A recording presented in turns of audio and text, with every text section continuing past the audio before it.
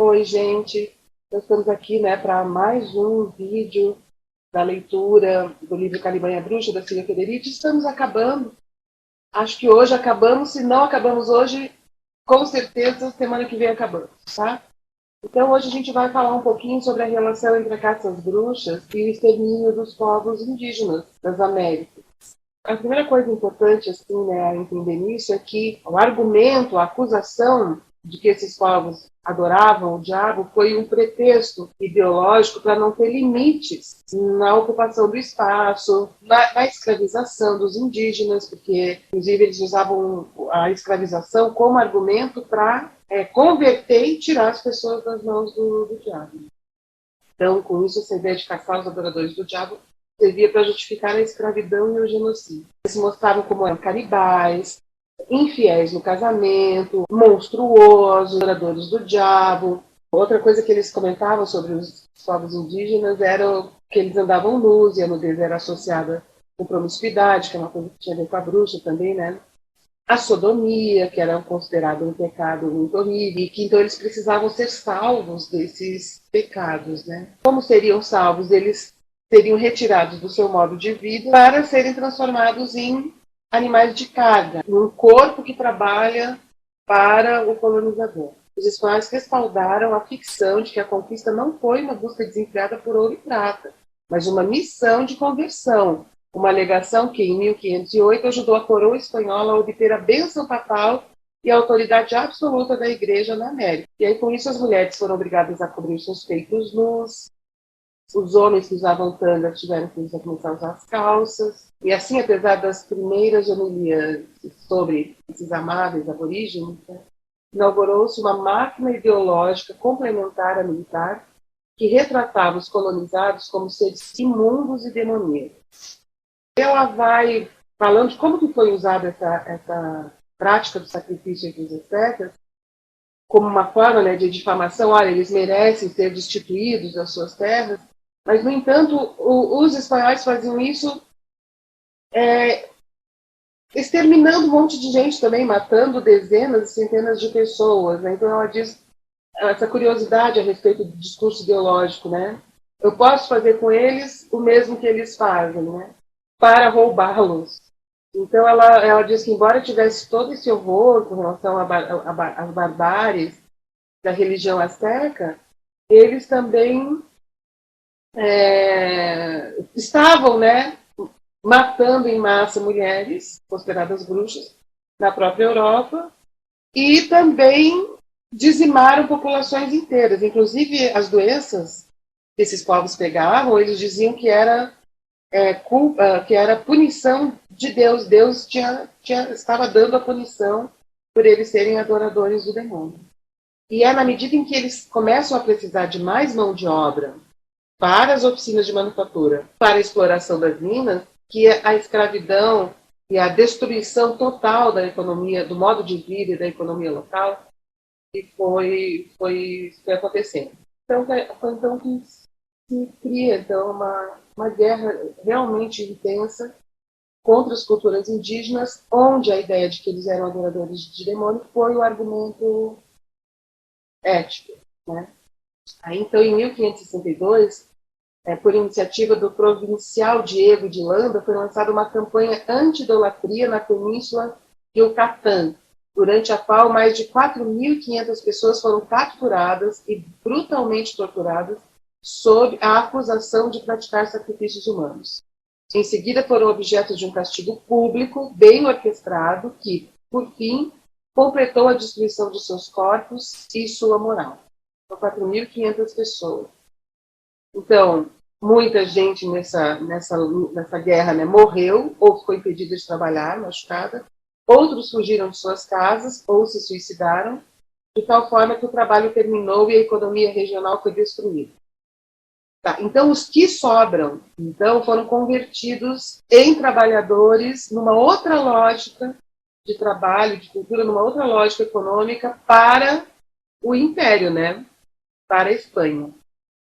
Então, a perseguição montada por Landa se transformou no fundamento de uma nova economia colonial que fez que a população local entendesse que os espanhóis haviam chegado para ficar e que o domínio dos antigos deuses havia finalmente terminar.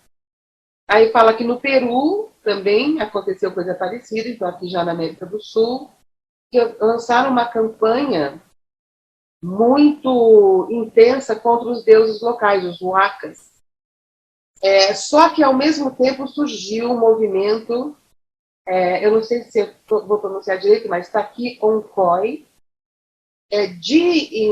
da população local para criar, o objetivo de criar uma aliança pan-andina, dos povos andinos, para resistir à colonização com o apoio dos deuses locais. E esse aqui, então, é um movimento foi muito forte, muito grande, e até hoje tem continuidades, ressonâncias desse movimento anticolonial. E esse movimento, então, incitava as pessoas a recusarem o pagamento de tributos e o trabalho forçado imposto pelos espanhóis, e a abandonarem o uso de camisas, chapéus, sandálias ou qualquer outro tipo de vestimenta proveniente da Espanha. Prometiam que, se isso se concretizasse, os huacas são os deuses, né, locais revividos, dariam a volta ao mundo e destruiriam os espanhóis, enviando-lhes doenças, inundações em suas cidades e a ascensão do oceano para apagar todo o rastro de sua existência. Então, assim, não foi passiva a conquista, né? Os povos locais resistiram muito. E a gente vê hoje, né, o quanto que os povos andinos ainda são resistentes. É impressionante como que a Bolívia sofreu um golpe terrível, como aqui no Brasil, mas como que o movimento popular derrubou o golpe. E o quanto no golpe da Bolívia a questão religiosa ainda está no centro ideológico, né?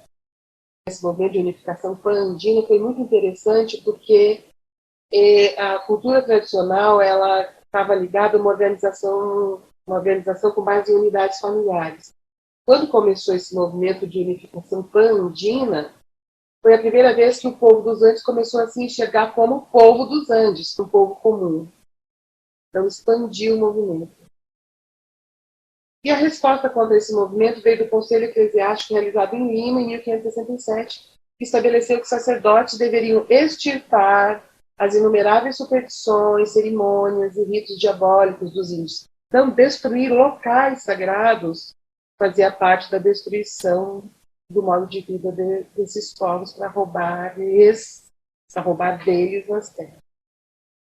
E as mulheres foram muito importantes nesse momento de resistência, porque elas falavam com os huacas. E essa conversa com os huacas assegura uma boa colheita. Então, eles tinham uma relação espiritual com a natureza. Então, conquistar uma terra sagrada não é algo tão fácil, né? E os espanhóis entenderam isso, e então por isso que passaram a empreender uma destruição, né, sistemática de tudo que se assemelhava a um lugar de culto ou um objeto de culto. Inclusive, houve uma campanha muito intensa dos franciscanos, uma campanha anti-idolatria, contra os maias em Yucatán.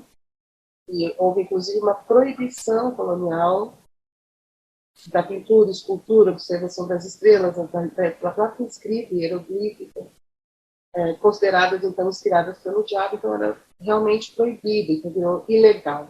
E colocaram nesses lugares um representante local da coroa, com o poder de prender e administrar outras formas de punição em caso de desobediência. Também teve um programa de tirar as pessoas de onde elas viviam, rural, e levar para as aldeias designadas para esse tipo de trabalho, né, nas minas ou de manufatura, e tudo isso estava envolvido nessa ideia de destruição dos huacas, né, desses deuses locais. Só que a população resistiu a esse ataque aos deuses locais, né? E essa resistência foi percebida, então, entre 1619 e 1660, os colonizadores, né, os espanhóis, criaram uma coisa que foi, de fato, assim, uma caça às bruxas mesmo, no sentido de que as mulheres foram um objeto particular desta perseguição, porque elas conversavam com esses huacas. Elas eram muito importantes. Então, se aplicou um processo muito parecido com o que foi a caça às bruxas na Europa.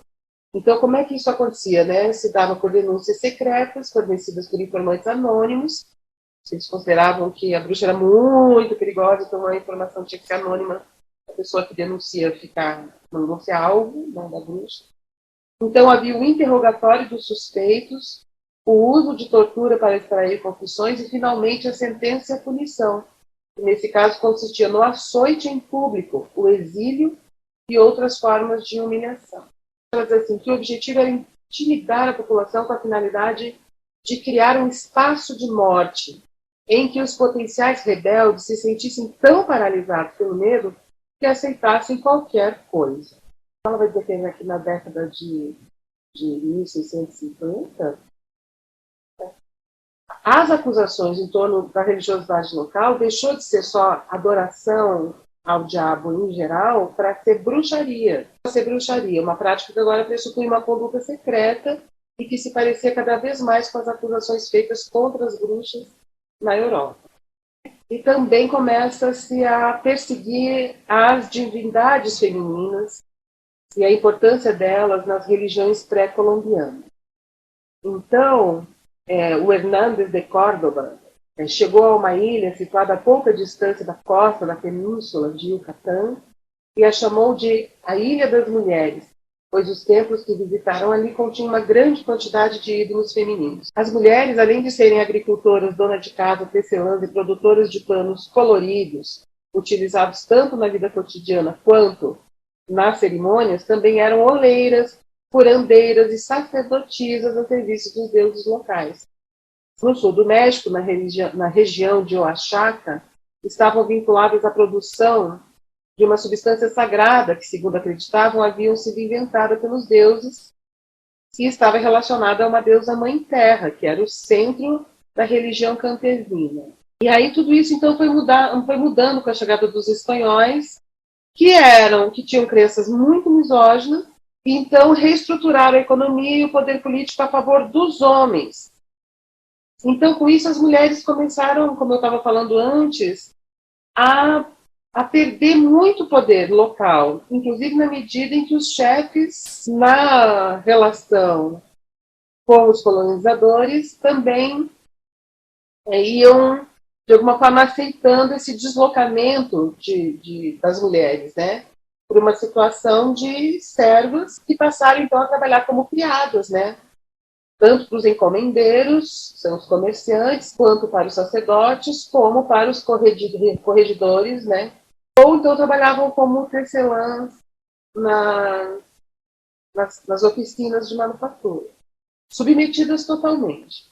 E aí ela conta uma coisa que eu achei muito triste, que os próprios homens locais, à medida que eles percebiam que podiam ter privilégios, se aceitassem a submissão das mulheres, eles mesmos denunciavam e entregavam essas mulheres para receber algum tipo de recompensa econômica ou um cargo público. Então a colonização foi especialmente terrível para as mulheres. Mas as mulheres não cederam facilmente. Elas se organizavam e criaram esses movimentos de preservação, de continuarem como guardiãs das huacas, né? Então, as mulheres foram especialmente resistentes e se transformaram na coluna vertebral, ela conta, fala a expressão, na coluna vertebral do movimento Taquioncói, que eu não sei se eu estou falando certo essa palavra. No Peru, elas também realizaram reuniões confessionais com o fim de preparar as pessoas para o momento em que se encontrassem com os sacerdotes católicos, aconselhando-lhes sobre que coisas deveriam contar e quais não deveriam revelar. Olha a importância das mulheres na resistência contra a dominação das consciências, contra a dominação das mentes. E ela fala, né, que também no Peru, antes da colonização, as mulheres eram especialistas no conhecimento médico, estavam familiarizadas com as propriedades das ervas e também eram adivinhas. Então, elas tinham um papel social muito importante que, com a chegada do patriarcado colonial, foram perdendo, né? Foi perseguido, foi planejado que elas perdessem esse poder. Acusadas de bruxaria, acusadas de pactos de comunicação com o diabo, acusadas da prescrição de remédios à base de ervas, de voar pelos ares, etc., tudo inspiradas por um pacto com o diabo que elas nunca tinham ouvido falar. Tinham que confessar como se fosse um pecado terrível, né? Adorar pedras, montanhas, mananciais, e com isso alimentar os huacas que, na visão do colonizador, eram os demônios. E elas para elas era algo que sequer elas entendiam direito, mas foram entendendo, foram muito inteligentes e foram se organizando. Então ela vai dizer assim, se essa campanha anti-mulheres, por meio do argumento da bruxaria, deu certo na Europa, no sentido de que as pessoas se afastavam das mulheres difamadas como bruxa, essas mulheres se tornavam párias da sociedade, ali no Peru não. Houve uma resistência comunitária e elas continuavam sendo solicitadas como comadres e sua presença era referida em reuniões aldeãs, na mesma medida em que a continuidade das tradições ancestrais e a resistência política consciente passaram a estar cada vez mais entrelaçadas. E elas, no México, ela está contando aqui, né, durante o século XVIII, quando 1 em cada 4 casos eram elas que lideravam o ataque contra as autoridades. E eram visivelmente mais agressivas e ofensivas e rebeldes. Claro, porque elas eram também mais ameaçadas, e mais perseguidas, e quem tinha, né, o grupo social que tinha mais a perder com a chegada da colonização patriarcal. Então, entender o que foi a caça às bruxas amplia nossa consciência sobre o caráter global do desenvolvimento capitalista e nos ajuda a nos darmos conta de que no século XVI já existia na Europa uma classe dominante que estava envolvida de todas as formas, em termos práticos, políticos e ideológicos, implicada na formação de um proletariado mundial e que, portanto, atuava continuamente a partir do conhecimento que reunia em esfera internacional na elaboração de seus modelos de dominação. Então, é nesse contexto que a gente tem que entender a importância estratégica, ideológica e de dominação que foi a máquina de caça às bruxas. Foi só a partir da segunda metade, né, do século XVIII, com a crescente segurança política e econômica da estrutura de poder colonial, que começou a diminuir a caça às bruxas. Fala que foi a partir daí que a preocupação pela adoração ao diabo se deslocou para as recentes plantações de escravos africanos escravizados no Brasil, Caribe e América do Norte, onde, começando com as guerras do rei Filipe, os colonos ingleses justificaram os massacres, qualificando os massacres dos índios americanos nativos, né, qualificando-os de servos do diabo. Então, ela fala sobre isso, que é significativo que os julgamentos de Salem tenham sido provocados por adivinhações de uma escrava índia do Oeste, que foi uma das primeiras a serem presas, e que a última execução de uma bruxa em território de língua inglesa foi uma escrava negra. E ela, então, vai dizer que a abolição da escravidão não significou o desaparecimento das caças bruxas do repertório da burguesia. Então, essa perseguição ela foi continuada e implantada continuamente no corpo das sociedades colonizadas. Aqui no Brasil, por exemplo, a gente vê isso, como eu já falei no vídeo anterior, pela perseguição contra as religiões afro-brasileiras, consideradas coisas do demônio, né? E proibidas, inclusive, por lei. Até hoje a gente vê essa perseguição ativa dentro de um contexto de muito terror, né, de medo que está sendo produzido na gente, justamente no momento de uma nova onda colonial de desapropriação dos recursos naturais do nosso país, do Brasil, como exemplo. O que significa que a privatização da terra e de outros recursos comunais, o empobrecimento massivo e o saque e o fomento de divisões de comunidades que antes estavam em coesão têm voltado a fazer parte da agenda mundial. E o que a gente tem vivido nesses últimos tempos também é a construção, né, de grandes demônios, a feminista demoníaca, o gay demoníaco que vem destruir a família, então, o petista demoníaco, então a construção de todo um imaginário sobre demônios daqui que visa, de novo, a privatização da terra, o roubo dos recursos naturais, e volto a falar essa semana, agora, hoje, estava vendo, voltou de novo uma ofensiva muito forte pela privatização da Petrobras. Privatização da água, privatização geral da terra, né? E no momento em que a caça às bruxas, esse espírito de que tem bruxas e demônios voando entre nós, está vivo, pelo menos aqui no Brasil, muito intensamente. Ela fala, assim que tirarmos a parafernália metafísica da perseguição contra as bruxas, começamos a reconhecer nela fenômenos que estão muito próximos de nós, que é o que eu estou falando agora. Praticamente terminamos mesmo o livro, a leitura do livro. É só uma síntese, né, do que eu fui lendo, do que a gente estava lendo. Se vocês forem ler o livro, tem muito mais coisas do que eu falei aqui. Mas, assim, o conteúdo geral está aqui. Terminamos, então, essa temporada sobre Caliban e a Bruxa. Na semana que vem, eu vou fazer um pequeno vídeo explicando quem é o Caliban, quem é esse personagem Caliban, que foi considerado uma referência, um personagem referência da resistência latino-americana contra o processo colonial. Tá. Quem quiser vir participar do curso de extensão comigo, uma filosofia corpórea para a educação somática no Brasil, me manda uma mensagem lá pelo Instagram, tá? Fernanda Carlos Borges no Instagram, me chama no direct, e também nós abrimos o grupo sobre a mulher do pai, pessoas que... Mulher do pai como um nome, né, genérico, metafórico, para pessoas que casaram com outras que já têm filhos de outros casamentos, e não são a madrasta tradicional, porque não substitui a mãe, e então fica esse lugar estranho, essa estranha posição dentro das novas famílias, que com o tempo será melhor elaborado. Mas então, temos um grupo sobre isso, com base no livro que eu escrevi, com esse título, né, A Mulher do Pai, essa estranha posição dentro das novas famílias.